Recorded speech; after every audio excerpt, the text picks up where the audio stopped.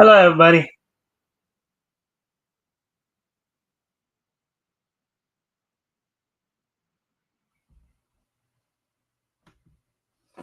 All right, welcome to the Mkestand. Today is Friday, February 28th, 2025. Of course, the last day of February for this year, because we're in a non-4 ending year there. Let's see. Um,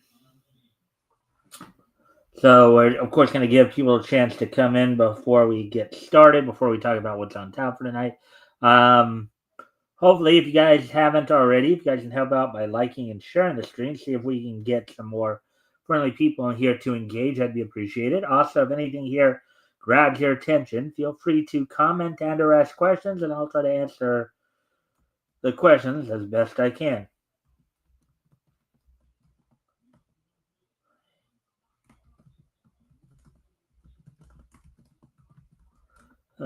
Let's see. Got started on watching some 1935 cartoons today, halfway through January, more or less. As some interesting news, of course, exchange film or educational film exchanges became Fox Film Corporation, which would eventually, I think, become 20th Century Fox here in the States.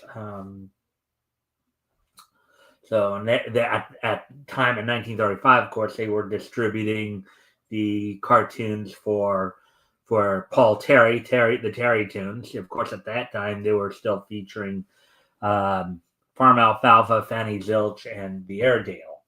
Eventually, they would start distributing. They'd start producing the Mickey Mouse or Mighty Mouse and Heckle and Jekyll cartoons.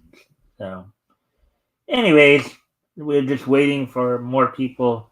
Then we'll probably talk a little bit about what's on tap here in about another 30 seconds or so. Let's do one list. Here, see if there's anybody.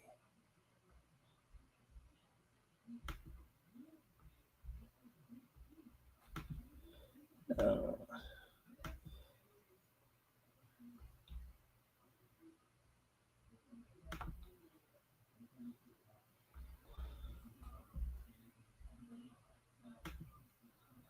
all right. So anyway, so now we're at the 3 minute mark. So I guess I'll go over. So tonight we got a couple articles we're going to go over from Bleeding Fool. A couple of comics based articles.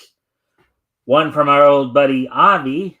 Um, the one from Avi tonight, we'll be talking about how um, one of the Israeli one of the mouse creators. Mouse, I believe, is an Israeli comic. Maus, I believe it's pronounced mouse. One of the co-authors is now apparently co-authoring a anti-Israel comic, despite the fact that his family survived the Holocaust. And then we'll also be talking a little bit about a wake-up call for indie publishers.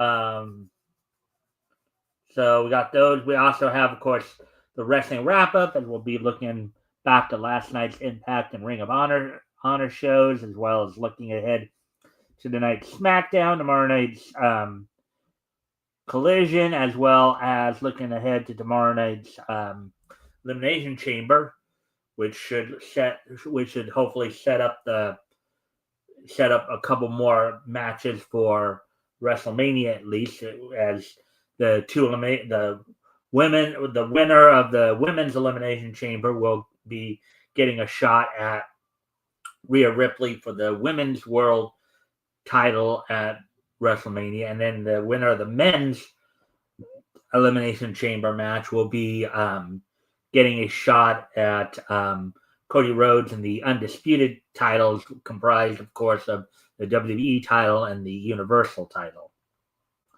So, as we're coming up on 5 minutes now, let's go ahead and get started.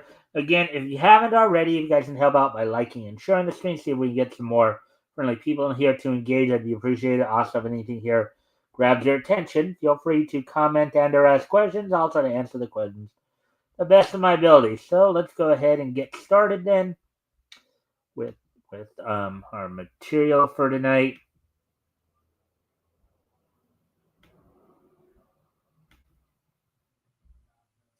Let's get into this first article here. Despite his family surviving the Holocaust, Mouse creator, co-authors anti-Israel comic article by Avi Green, and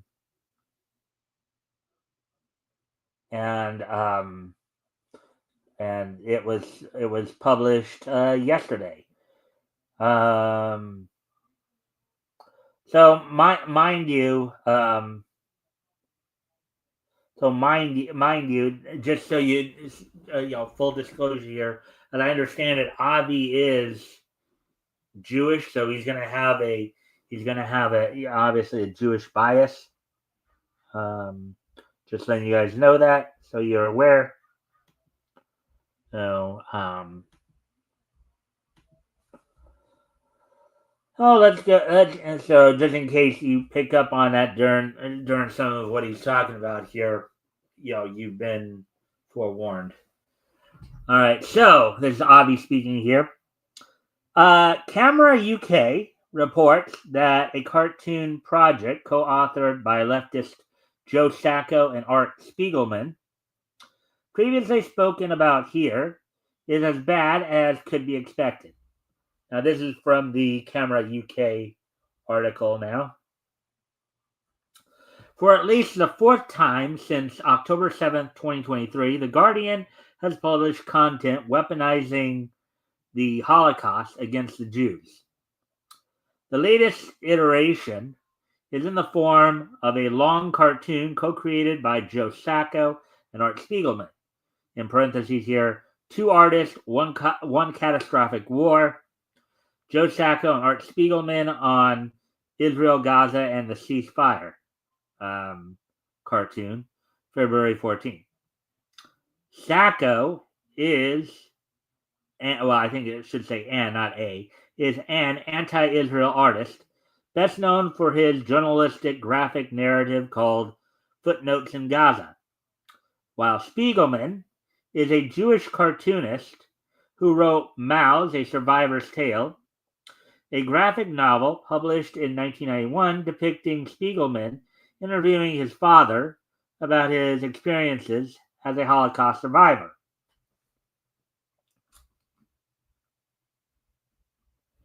In the novel, Jews are mice and Nazis are cats.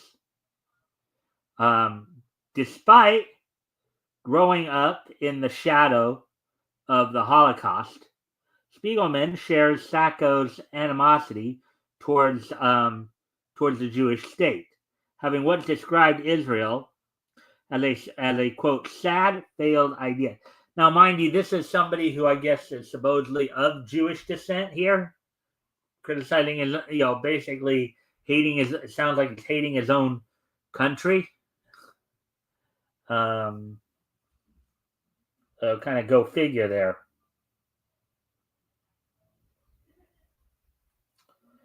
I think now, and just again another little sidebar here for you guys. The Guardian is considered a pretty left leaning newspaper. So just again, just that's a FYI for you guys, just so you know.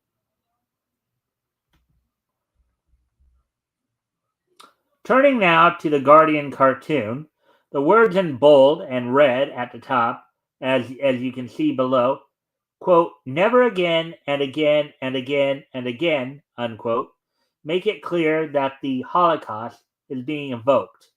Shows both Sacco and Spiegelman drawn into Gaza, beginning in the first two frames. Sacco, in parentheses here, Sacco is on the left, while Spiegelman is on the right, and per the character in the graphic novel, appears as a mouse. Unparentheses.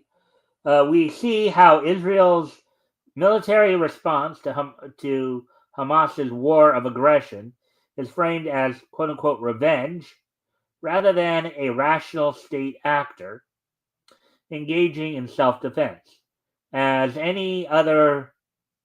um, any other state would do when faced with an invasion of its territory from a terrorist group. The quote-unquote eye for an eye trope, which is often used by anti-Semites to indict Judaism as an unforgiving religion, is employed alongside the bloodstained hands of the Israeli Prime Minister. Now, mind you, just so you guys understand this, the Jews and the Muslims actually, their roots go all the way back to Abraham. Abraham was kind of the father to both religions. Okay, Abraham was the father of the Jewish people, and he was also the father of the Muslim people. Okay, Abraham was father of the Jewish people through Isaac, while he was the father of the Muslim people through Ishmael. So,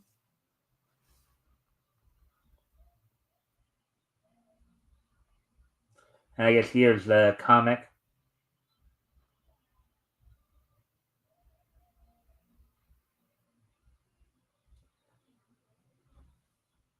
And I guess this is Avi. Probably let me just double check. Yeah. So now we'll get back to Avi. Read more at the article and see how repulsive Spiegelman gets along with Sacco.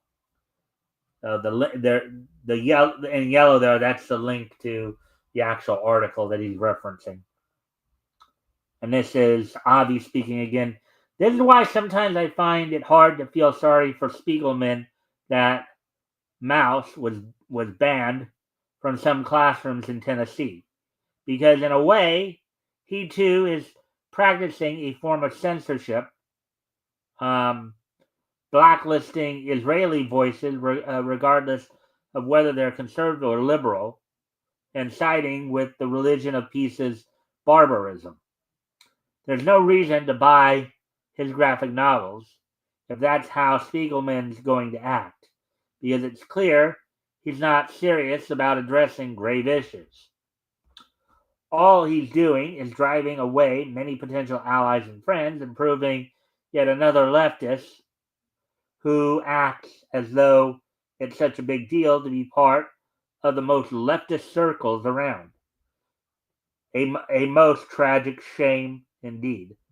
All right, so that one kind of went pretty quick there. I think the next article is going to be a little longer. And again, feel free to comment and or ask questions. And feel free to comment and ask questions. I'll try to answer the questions to the best of my ability. And if you haven't already, of course, can like and share the stream. That'd be appreciated as well.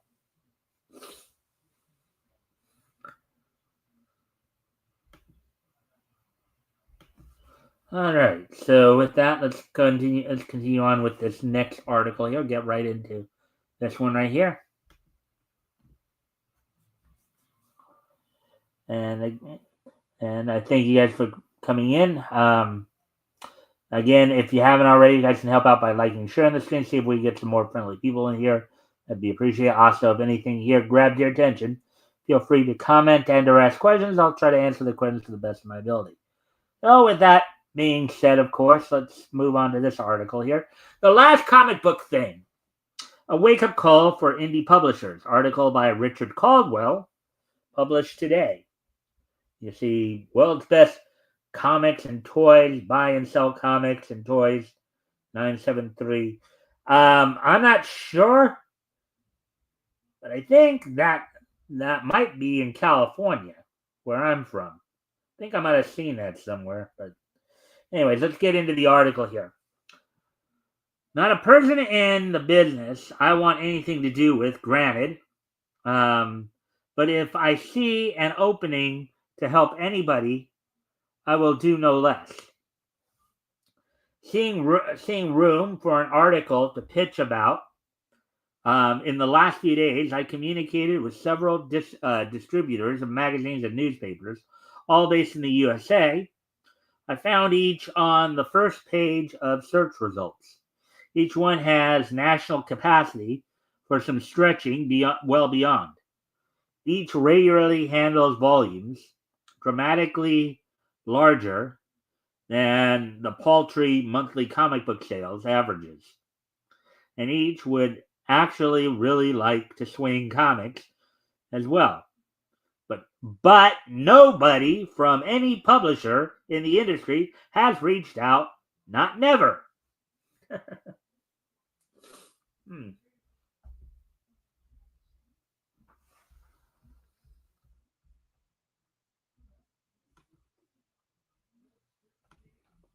Not one or two or three or four, but five all told me the same tale.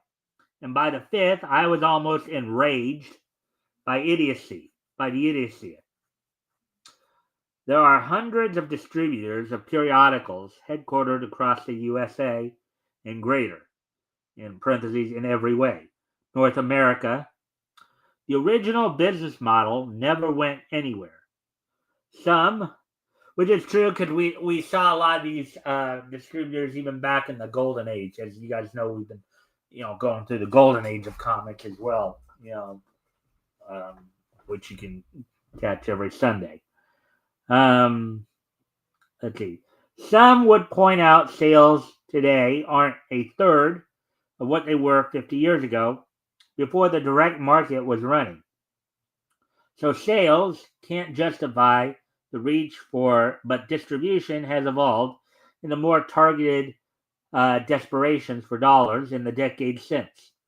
Only bad print media dies rather than simply crowdfund their precious variant covers, or convert their social marketing teams into mail order subscription fulfillment departments. Some comic book publishers have already closed up operations, everyone else canceling titles and laying off staff left and right. Um, some, um, while jacking prices for a final fix, um, all the comic blogs either pretending like their home is not in a raging fire, or it's nonstop emoting on their woes because nobody considered an alternative to gradual bankruptcy extending back years. No one could imagine a search engine or a phone book to look for assistance. Comic book readers are notoriously infantile, but the packagers of their wares are no better. Alan Moore was attacked for pointing out how stunned the comics community is, but when they cry for everything to always stay the same, resisting change even under life or death circumstances, mainstream media doesn't really see the collapse of the comic book distribution monopoly as newsworthy. Yeah, not well outside of Bleeding Full here. Nobody, I think for the most part, Bleeding Full was the only of the two or three that I follow who do comics news. Um, Bleeding Full was really the only one who had like multiple articles on it. I think Bounding into Comics may have had one article on it, if any. But anyways, because all journalists are like, have you seen the Yellow Pages before?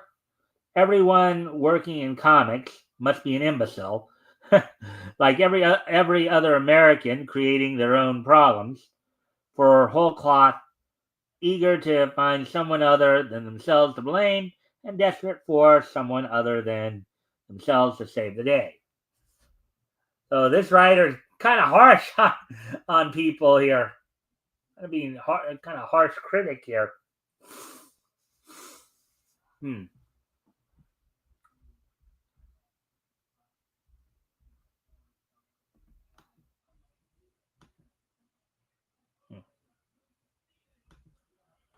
For added perspective, which is absolutely never a bad thing, there's currently somewhere between 3,668 and 4,689 comic book stores in the USA, fully half of which are not predicted to still be around 3 months from now. So half of those would be anywhere between 1834 and 2345. Is there 2344 and a half technically, I guess, but 2345.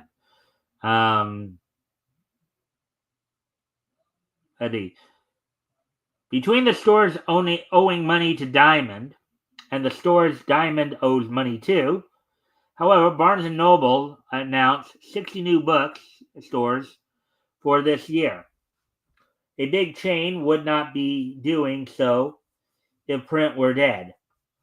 At least one mid-range publisher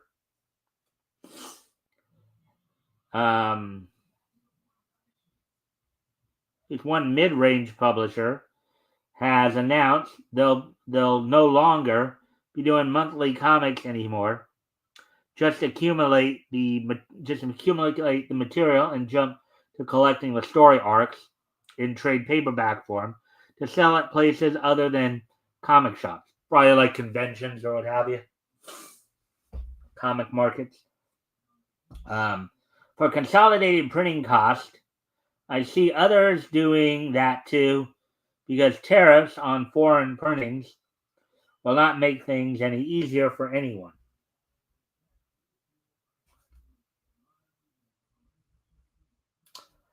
I privately forwarded tips on the distro info to groups I thought were most jeopardized by these circumstances. If anyone else would like to have their fantasies perpetuated, do it yourself. Oh boy. Ouch. It feels like every industry today is operating by the premise of manufacturing demand for a preordained supply, and if that is not reversed, why should the public support not actually getting what they want or need? I picked up Excel and Access at the community college over 20 years ago, and bookkeeping really isn't hard. It's easier than living beyond your means or mistaking comfort for survival. I never sank a business, though, so what would I know? There's decision makers people are looking to now for answers who have sunk in plenty.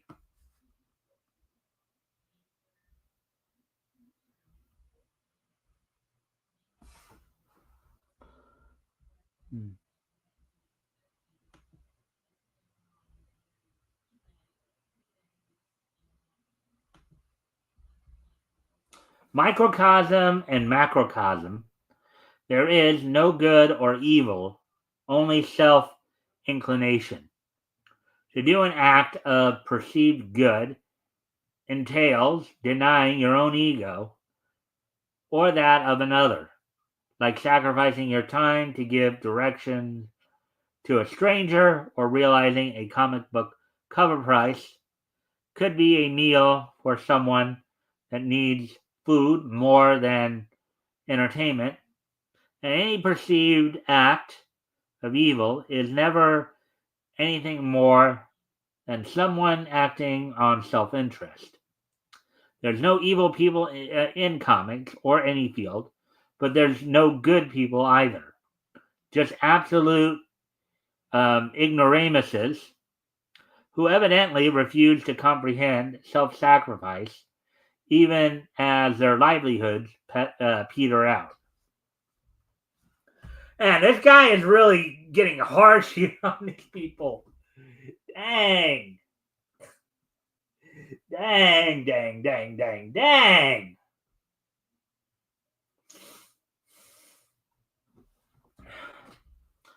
I'm not insulting you. You take care of that if nothing else. Wow. Wow, quite a biting refrain there. Bang. Ouch, ouch, ouch, ouch, ouch. All right, so let's see. Well, let me see if I guess I could look to see if there's at least one article more on the early side here. So, let me see. And I won't stop and falter.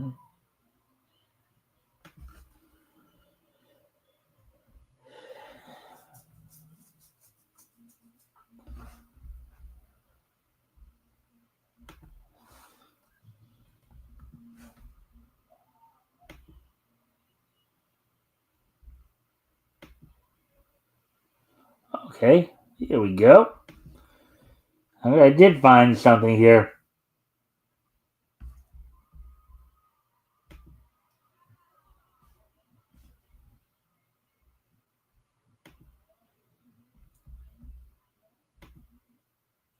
All right, so I found an article here that should at least take just a few minutes here.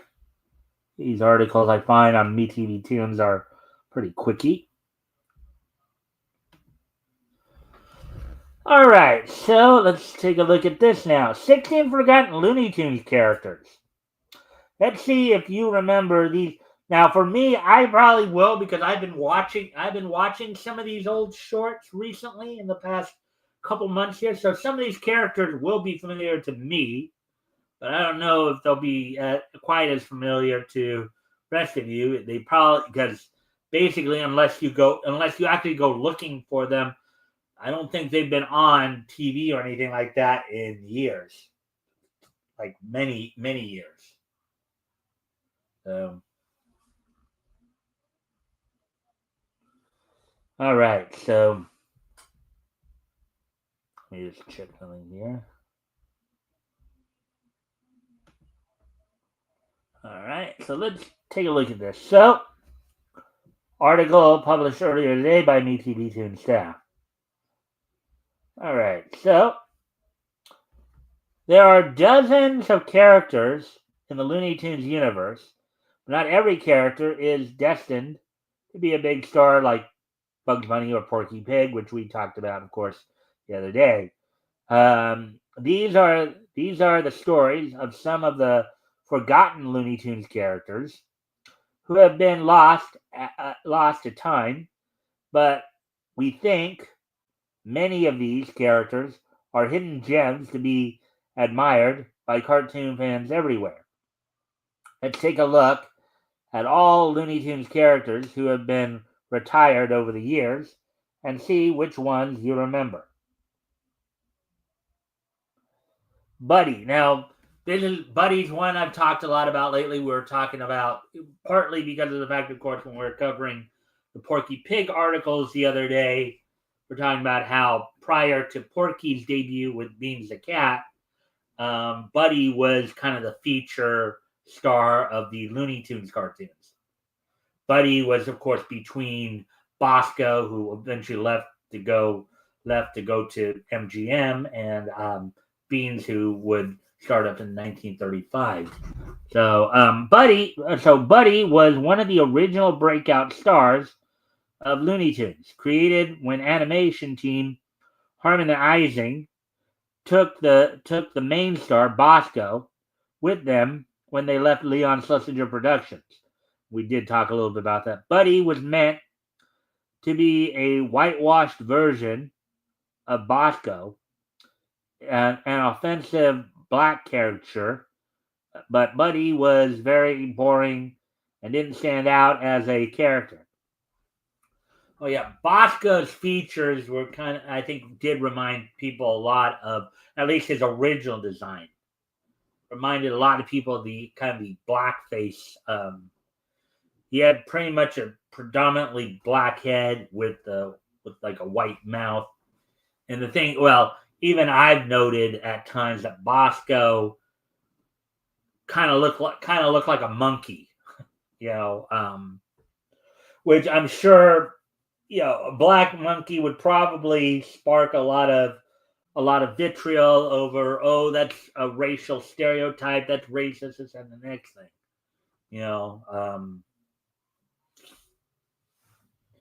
Even particularly with some of his earliest appearances, with some of the speech patterns would also indicate that. But anyways, his storylines and even his relationships were rehashed versions of Bosco's.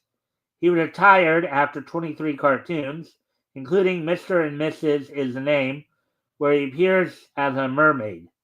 Well, in this case, a merman, because, okay, so the half fish, half human, the guys are usually called mermen, and the women are called mermaids. So,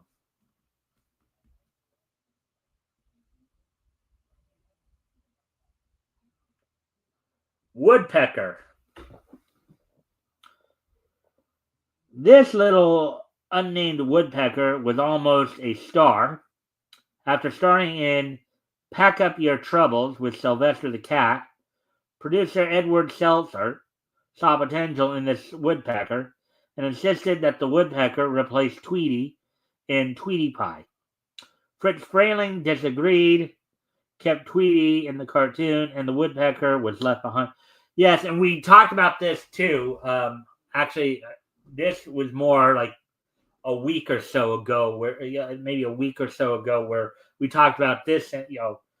Talked about the underlying. I think this was the cartoon where Fritz basically told Edward, you know something?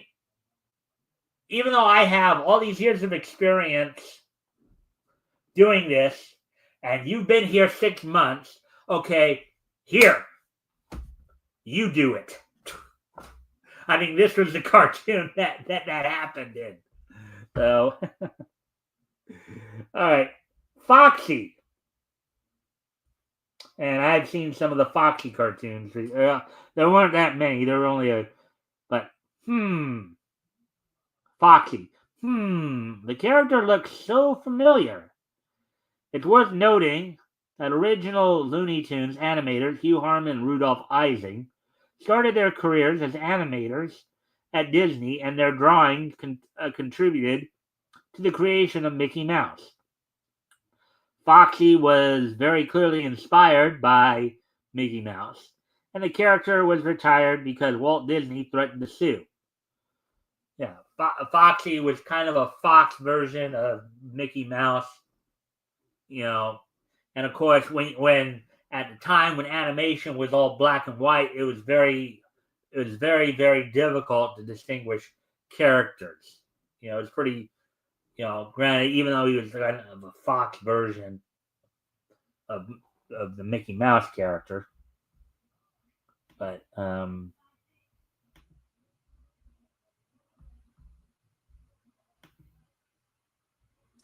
as we continue on here, Foxy was okay. Yeah, Foxy only starred in 3 cartoons and was replaced by Piggy, who also bears a lot of similarities to Mickey Mouse. Piggy, and there he is, right there. Speak of the pig. Piggy was another character from the Harman Ising era. He only appeared in 2 cartoons, but was in the ending card for for 9 cartoons. I believe when they say ending card, he was the one delivering the "That's all, folks." Piggy Hamhawk. They sure liked the pigs at Warner Brothers, didn't they? Piggy Hamhawk and Piggy are different. Piggy Hamhawk was created 5 years after Piggy's retirement. He appears in 2 cartoons as a child pig, and his main character trait is gluttony. Of course, you also had Porky Pig around this time too. Goopy Gear. And I think I saw this guy too. Goopy Gear was Rudolph Ising's last-ditch effort to create a regularly occurring star for the Merry Melodies series.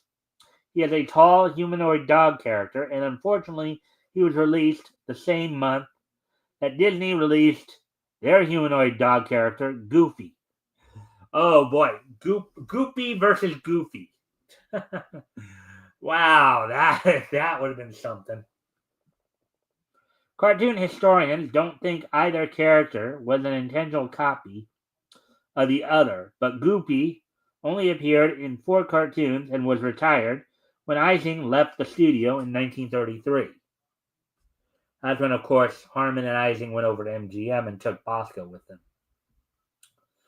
Beans the Cat. Now, I'll probably be watching some of Beans stuff pretty soon here. As I said, we're getting into 1935, my cartoon watching. Beans was part of a new batch of characters inspired by Our Gang, a series of live-action theatrical shorts widely popular in the 1930s. Now, mind you, Our Gang, most people know them better as the Little Rascals. Spanky, Alfalfa, Darla, Buckwheat, you name them. Like Buddy and Bosco, Beans was set up to be the next big breakout star, and he had so much more personality and was a fun little troublemaker. Beans starred in 11 shorts, but I think it's supposed to be not he. But the problem was he was outshined by fellow new character Porky Pig, which we of course talked about the other day as well. Oliver Owl. Oh yeah, this one I think I kind of remember. This is who I think it is. Another character from the Beans group, Oliver Owl, fulfilled the role of Beans' best friend and smart kid. Okay, so he's not who I was thinking of.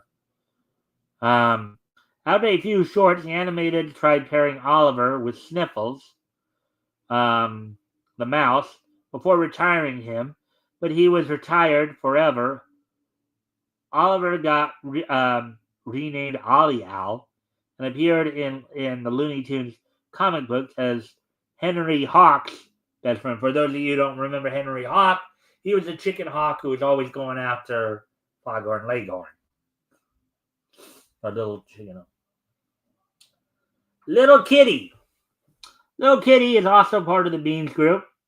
She's meant to be the counterpart to Beans, but it is unclear whether she's a friend, sister, or love interest. Like all the Beans characters except Porky, she only appeared in 6 cartoons before being retired.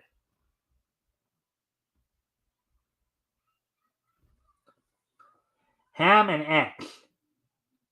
Ham and X are part of Beans' gang, and they appear as twin puppies.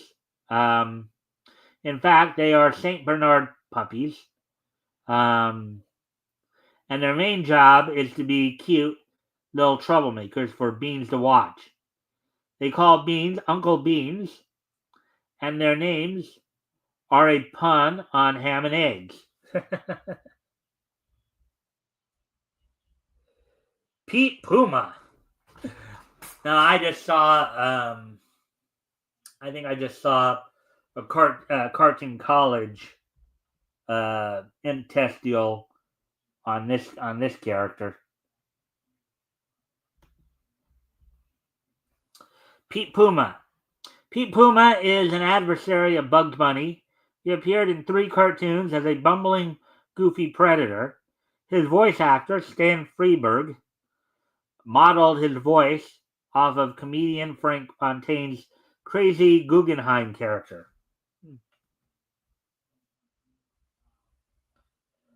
Playboy Penguin. Oh yeah, I remember this one as well because this. Let's see if I won't spoil it here. Let's see if they say it in the thing here. Playboy Penguin is a little penguin who inadvertently keeps ending up with Bugs Bunny. He starred in 2 cartoons, Frigid Hair and 8-Ball Bunny, and in both cartoons, he ends up lost and overly attached to Bugs.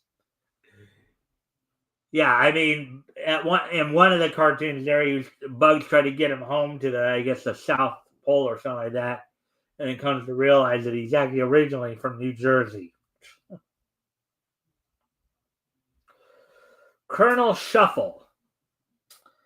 Oh yeah, this is the one that we talked a little bit about Charlie Dog the other day too. I think Colonel Shuffle is kind of similar to Yosemite Sam in the sense that they're short and have even shorter tempers. But Colonel Shuffle is more of a Deep South character. He appeared in 2 cartoons, one face-off with Bugs Bunny, which he lost, one face-off with Charlie Dog, which he won. This is the one they're talking about with Charlie Dog. Charlie was trying to con him into taking him in as his dog, only for Charlie to find out that he already had a dog, for one, and two, Charlie wasn't going to get anywhere unless he could somehow convince the Colonel that he was a member of the Confederacy, as it were. Bobo the Elephant.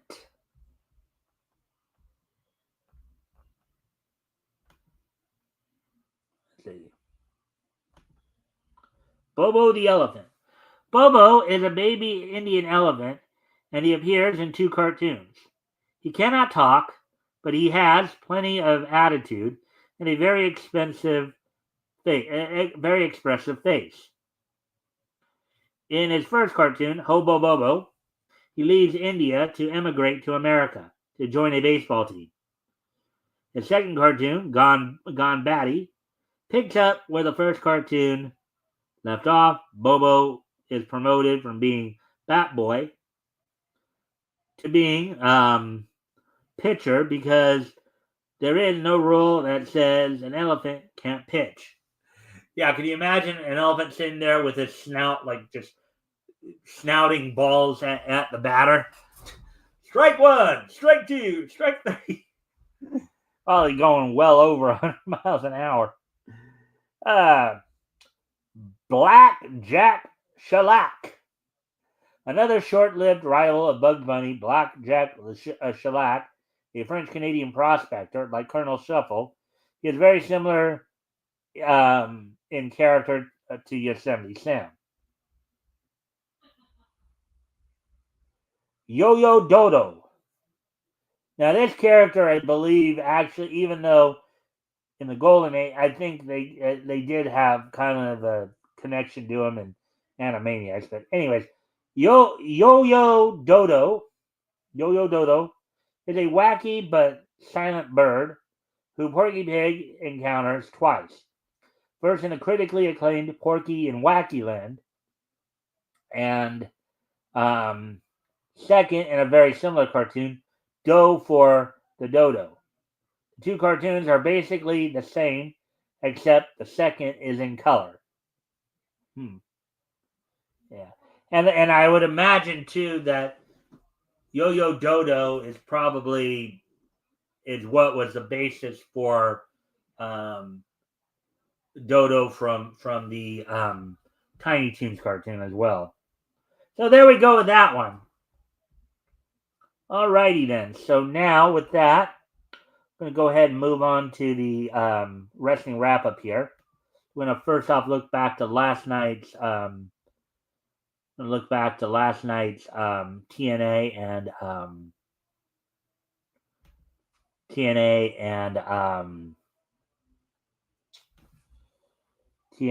and Ring of Honor shows before moving ahead to some stuff going on tonight. So on last night's TNA Impact,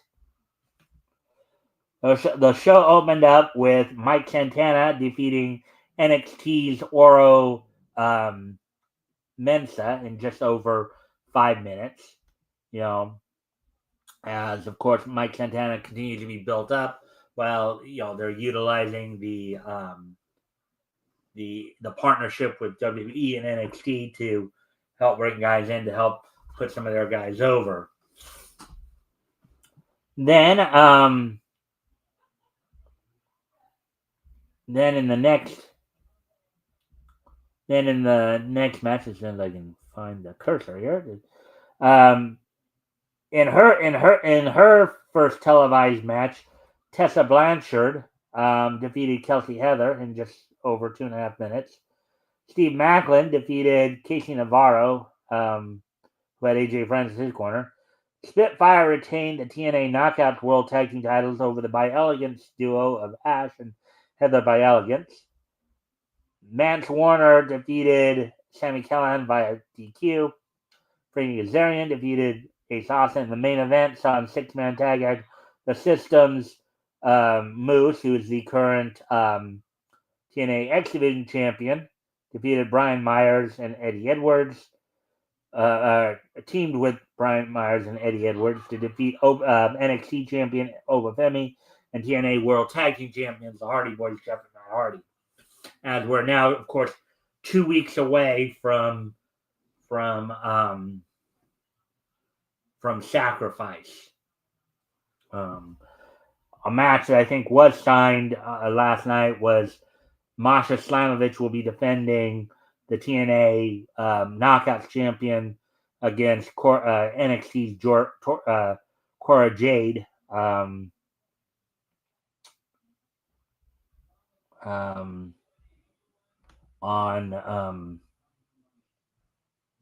At Sacrifice. So now moving on to the Ring of Honor show from last night.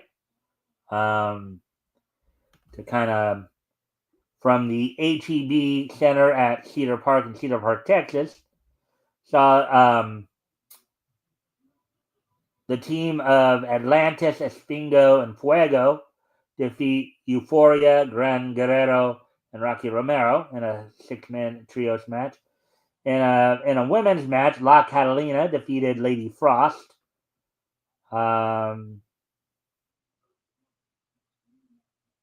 Let's see, those matches were from February 19th from Phoenix, Arizona.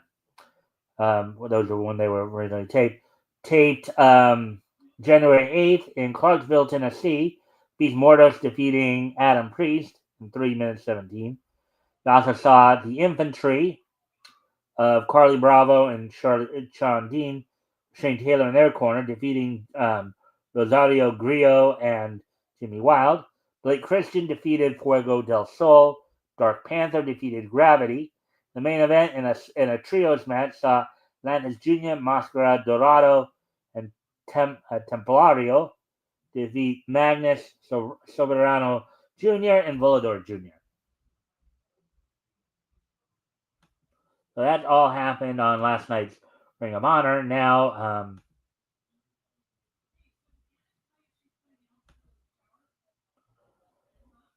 let's look ahead to tonight's SmackDown. As this will, of course, be the go-home SmackDown before tomorrow night's Elimination Chamber. And of course, tonight's SmackDown will be held from the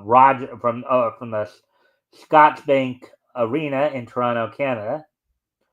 The one match that will be going on, the one match that is scheduled to go on tonight's SmackDown show, Shinsuke Nakamura defends the WE United States title over for the man he won from it, LA Knight. So now let's look ahead to tomorrow night, and let's look to what's going on tomorrow night at the Elimination Chamber from the Rogers Center in Toronto, Canada. So signed for tomorrow night, including WWE Women's Champion Tiffany Stratton teaming with WWE Hall of Famer Trish Stratus to take on former Women's Champ Nia Jax and current Speed Champ Candice LeRae. In an unsanctioned match, Kevin Owens takes on Sami Zayn. As I mentioned earlier, Elimination Chamber matches and the women's Elimination Chamber match determined the next opponent for Rhea Ripley's World Women's Title coming up at WrestleMania. You have Bianca Belair and Naomi, the recently dethroned Women's Tag Team Champions. The current Women's Tag Team Champions, Liv Morgan and Roxanne Perez. Also have Bayley and Alexa Bliss involved in the match. In the men's Elimination Chamber match, determined the number one contender and opponent for Cody Rhodes for the WWE